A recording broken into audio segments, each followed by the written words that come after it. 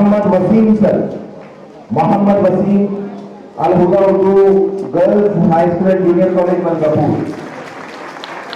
Wasim sir ये अपना एक उर्दू चैनल चलाते हैं जिसका नाम गालिबन जिसका नाम है green study channel, YouTube channel है।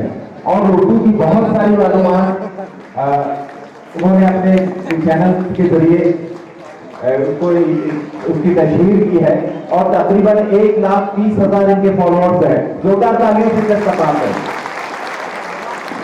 ग्रीन स्टडी यूट्यूब चैनल, उससे इस्तेफादा करते रहे।